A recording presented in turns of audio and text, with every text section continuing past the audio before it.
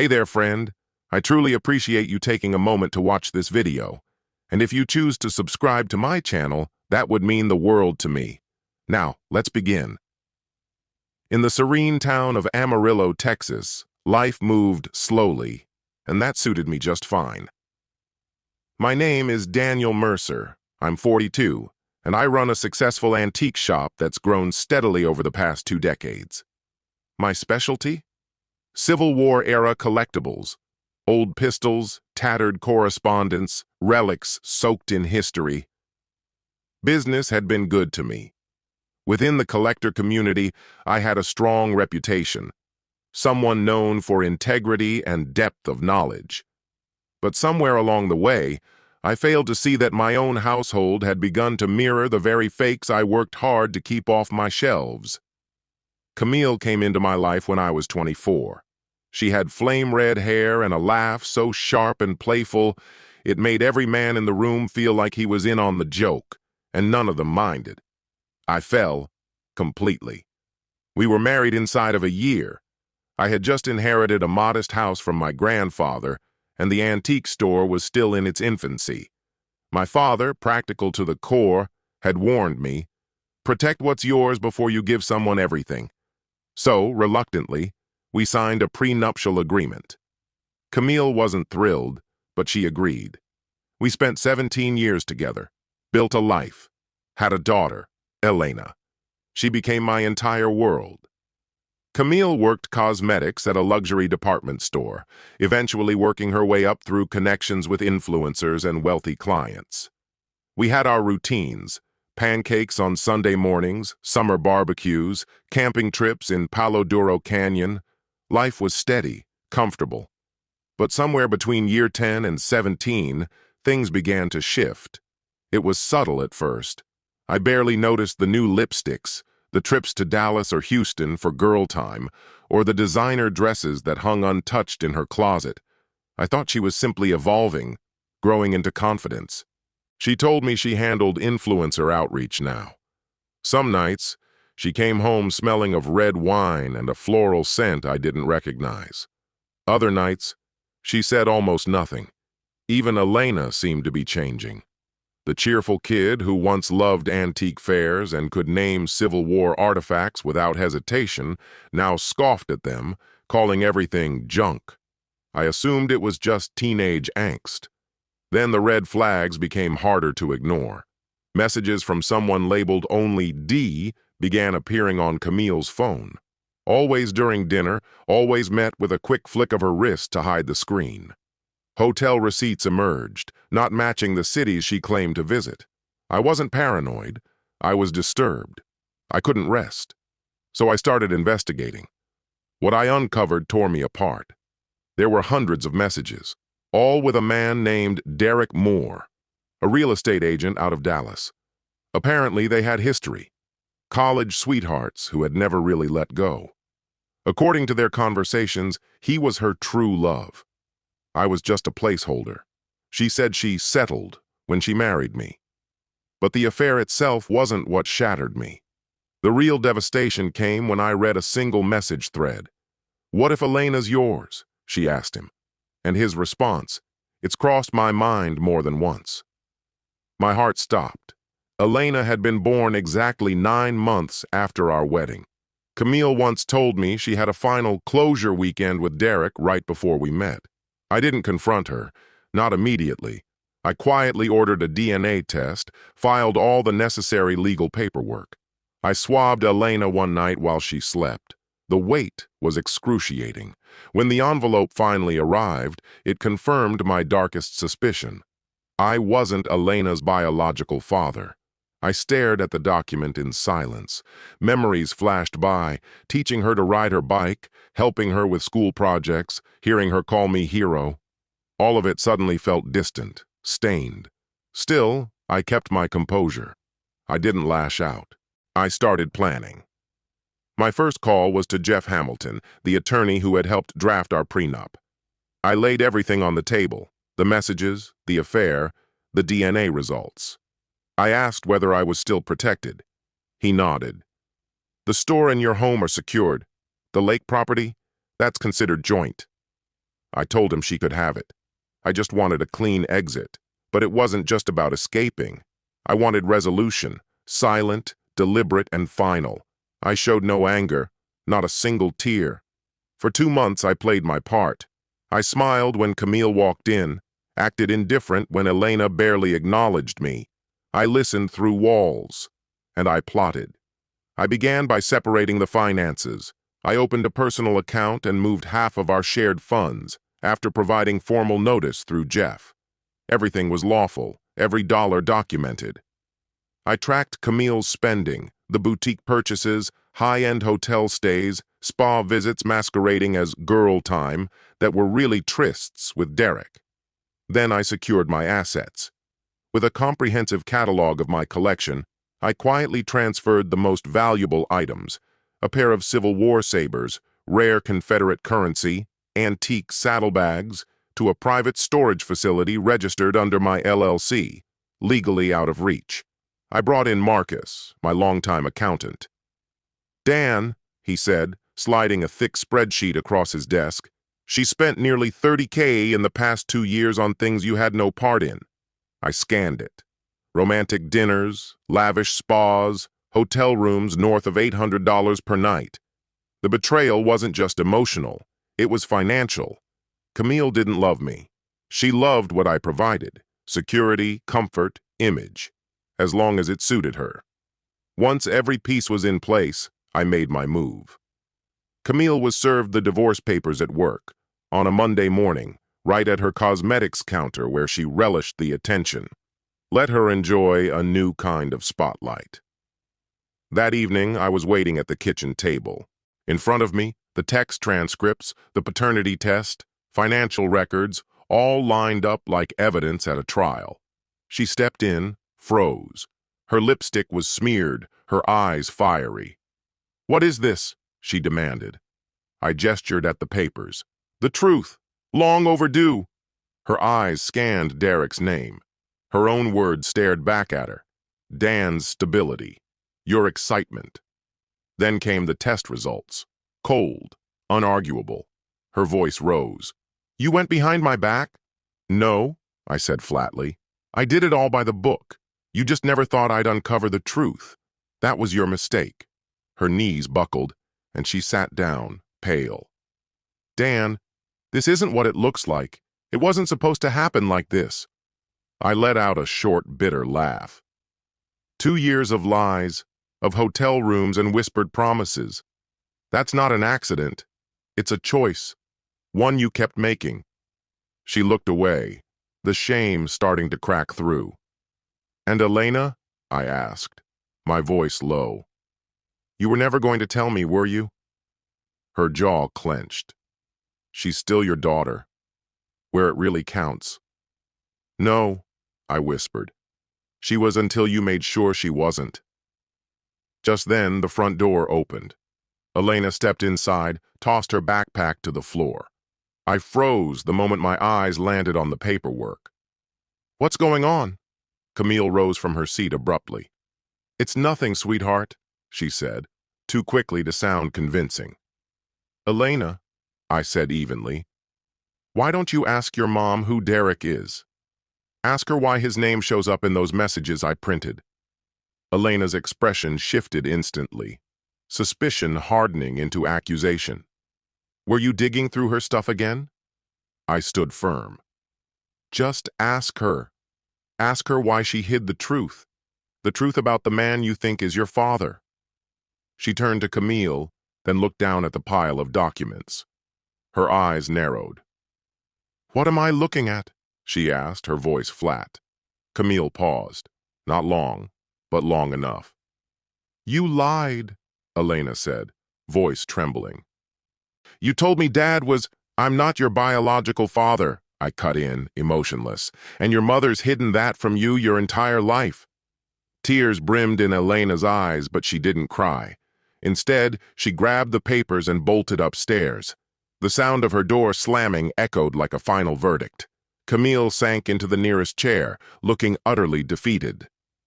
"I never wanted it to come to this," she whispered. "It ended a long time ago," I said.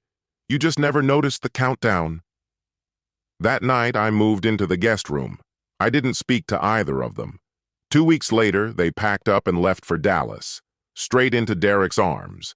No parting words, no regret. But I wasn't done.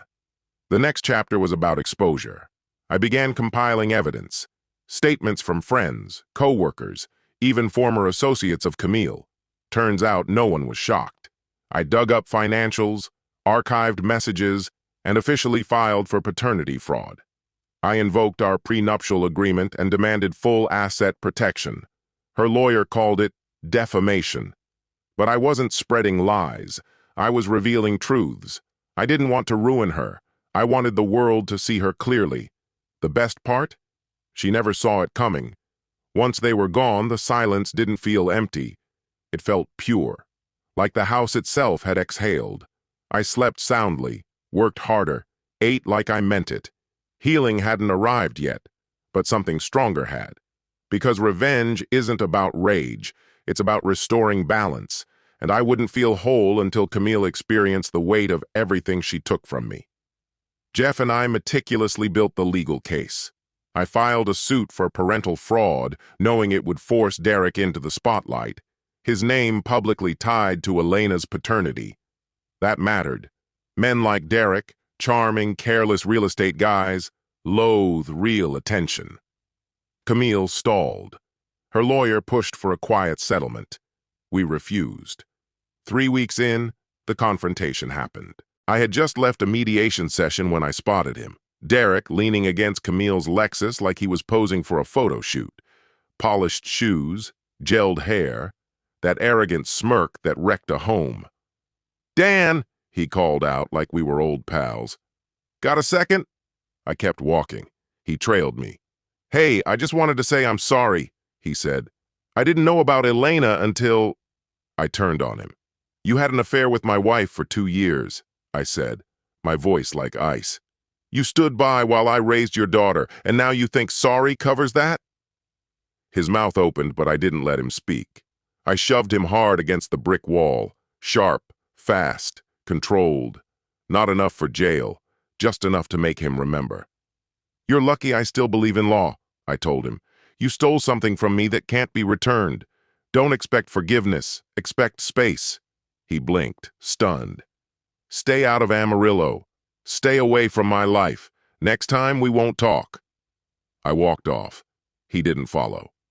Back at home, I took the house back piece by piece, painted the walls she'd always complained about, converted the unused dining room into a game lounge, installed a bar I'd salvaged from an old Nevada saloon. It stopped feeling like our house, and finally became mine. The business thrived. Without Camille draining the books, profits climbed. I brought on a branding expert, rebuilt the website, started shipping antiques nationwide. For the first time in years, I felt like myself, not broken, not bitter, just driven. This wasn't just revenge anymore. It was recovery. Then came the twist. Elena came back. It was nearly a year later. I was appraising a set of Civil War sabers when the shop doorbell chimed. I looked up. She stood there, older, thinner, worn down. And behind her, Camille. No makeup, no heels, just exhaustion. "Please," Camille murmured. "We made a mistake." I said nothing. I gestured toward the customers browsing. "Store closes at 6. You can wait outside." Camille's face broke, but Elena stepped forward. Just one word. "Dad." When 6 o'clock came, I locked the door and said nothing to Camille. I turned to Elena. "Let's go for a walk." We went to the park, to the old oak tree where I used to lift her onto the branches as a kid. She sat in silence. Eventually she spoke. "Derek's gone. 3 months now. Took everything Mom had. Vanished." I didn't react. "He had another family. A kid. We lost the condo. Mom's working 2 jobs. I had to leave school." Her voice faltered. "I made a mistake, Dad. I listened to her. Thought you were cold, controlling. She said you crushed her dreams, but she was lying." I looked at her, no longer a rebellious teen, but a girl who had lost her bearings. "I ruined everything," she whispered. I don't deserve anything, but if there's even a part of you that still cares, I need you. I stayed silent for a moment. Then I put my arm around her. Because biology didn't matter. I was still her father. You can come home, I said, but there will be rules. That night, I had my final conversation with Camille. Derek's your problem now, I told her. Elena stays with me until she's grown. After that, you stay away. She tried to reply, but I turned my back and walked away. Elena moved in within the week. The custody transfer was approved without a fight. Camille didn't even try. Maybe she had nothing left. As for me, I was only beginning. Elena started off in the guest room. We didn't pretend everything was perfect. No sentimental reunions, just rules. She got a job at a bookstore, re-enrolled in school. I made expectations clear. Curfew, grades, responsibility. She followed through. No arguments, no drama. It wasn't ideal, but it was honest. She began waking early again, cooked for herself, took an interest in the shop. That old spark returned, the one that could spot a fake bayonet from 20 feet away. She never brought up Camille, not once. We were starting fresh. When her 18th birthday arrived, there was no celebration. Instead, I handed her a binder. Inside was a breakdown of her college fund, investment plans, and a detailed budget. I'd never touched that account, not once. She stared at it, stunned. You kept saving this? I never stopped being your dad, I said. I told her, even when you stopped behaving like my daughter, I never stopped being your father. She didn't break down. No dramatic weeping. Just quiet tears that spoke more truth than any apology could. 2 months later, she rented a small place near her college. I paid part of the deposit, then stood watching as she drove off in a second-hand Camry we co-owned. Half hers, half mine. Not out of obligation, but because she'd earned it. Somewhere in the stillness of that time, I figured out how to let go, not of the memories, but of the weight they carried. Life kept unfolding. The shop thrived. I opened a second location in Santa Fe, hired a fresh appraiser, and brought in someone to handle social media. Our reach tripled overnight. Before long, orders were coming in from Chicago, Nashville, even as far as London. The house began to feel different too, more like mine. The ghost of Camille no longer lingered in the corners. No more slammed doors or silent wars. Just the cadence of my own life, my playlists, my schedule, my peace. Then came the dogs. Elena showed up one weekend with a floppy-eared German Shepherd pup. You need someone loyal, someone who won't lie or twist the truth, she said, knotting a ribbon around his neck. I called him Bandit. 6 months later, she returned with a second dog, smaller, a female.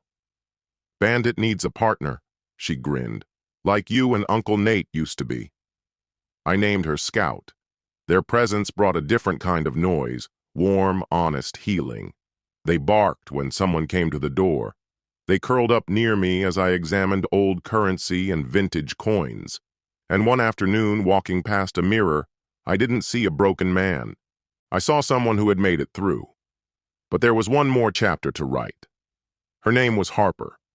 We crossed paths at a benefit gala for veterans, where I had donated a rare Civil War medical kit. She was representing her unit. She'd lost a leg in Afghanistan, saving the lives of 2 fellow soldiers. She didn't seek attention. She simply carried strength in the way she stood. We were introduced without ceremony. Hours later, we were still deep in conversation. War, history, grief, endurance, and the quiet spaces in between. You always this charming? She asked, one eyebrow raised. Only when there's whiskey involved, I replied. She laughed, an honest laugh that started in her eyes and settled in her chest. Our meetings became weekly, then bi-weekly. Then she began staying over. The dogs loved her instantly. Bandit claimed her pillow. Scout followed her crutch like a shadow. One evening on the porch, The night soft and still, she asked, "Is this peace?" I looked at the stars, glass of bourbon in hand. "No," I said. "This is what it feels like when you earn peace." She laid her head on my shoulder, and for the first time in ages, I didn't feel like I was gluing the fragments of myself back together. I felt whole. Life continued its slow, steady rhythm. Harper became a part of it, solid, present.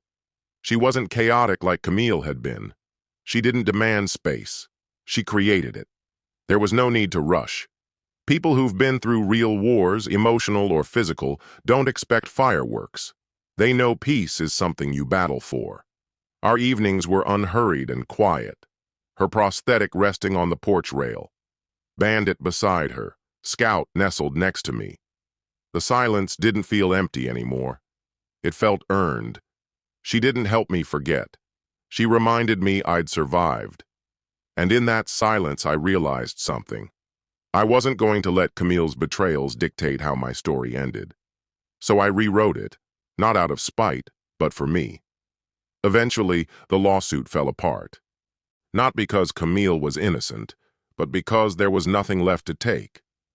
Her job at Derek's firm dissolved when Derek himself went under, missed payments, drained accounts, then disappeared. The woman who once sneered at my antiques, called them worthless junk, was now waiting tables in Fort Worth. Elena told me she'd sold her BMW to cover back rent. Her real estate license expired. Her new place? Tiny and shared. She wasn't the smug woman who had laughed in my face. She was someone who gambled on a scam and lost. I never called her. Didn't need to. The consequences had already landed. As for Elena, she stayed grounded, graduated community college with a 3.8, transferred to a state university, landed an internship at a museum, helping catalog historical artifacts. One day, she called. "Can you help verify a Confederate flag donation?" she asked. I almost dropped my phone. "You're asking me for antique advice again?" I joked. She hesitated, then said, "I trust you now." 4 words, heavier than any court ruling. That same week, she came over for dinner. Stayed until midnight. We didn't mention Camille. There was no need. Instead, she stirred Harper's chili, played tag with the dogs, and left with a smile I hadn't seen since she was a child. A real one. A year later, I stood in front of my new shop in Santa Fe, ribbon in place, scissors in hand. A small crowd clapped. Harper stood to my right, luminous. Elena on my left, notebook out, interviewing me for a class project. That day wasn't about business milestones. It was about closing a chapter. I had rebuilt, not just a company, but a life no one could tear apart again. Not Camille, not betrayal, not history. Camille had become a ghost in the background, a name no one mentioned anymore. Derek? Last I heard, he'd been sued twice, fled to Arizona, and started over. Guys like him always do. But me? I didn't start over. I finished what they tried to break. I didn't just survive. I rebuilt brick by brick, truth by truth. People sometimes ask if I regret any of it. 17 years, raising a child who wasn't biologically mine, loving a woman who never truly was. My answer? Not for a second. Because the story didn't end in revenge. It ended in redemption. And let me tell you, redemption looks pretty damn good when you've got bourbon in your hand, a dog curled at your feet, and a woman beside you who doesn't need lies to feel strong. I built everything again, wiser, stronger, with purpose. That's how I won, not through destruction, but through clarity, the kind that only arrives when the past finally lets go of you and you choose to write your own ending. And with that, this story draws to a close. Thanks for reading. If this resonated with you, check out the others on this channel. Until next time, friend.